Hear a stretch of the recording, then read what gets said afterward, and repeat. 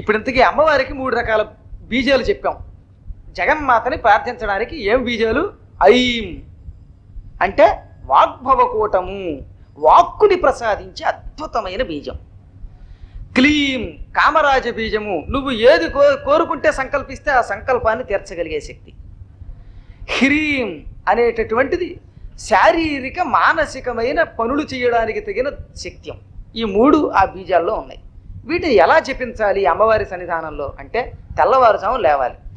ఎప్పుడైనా సరే 4 గంటలు దాటిన తర్వాత వీటిని ప్రారంభించడం చాలా భాగ్యం అన్నమాట. మరీ 4 గంటల లోపు ప్రారంభిస్తే అది బ్రాహ్మీ ముహూర్తం కాదు.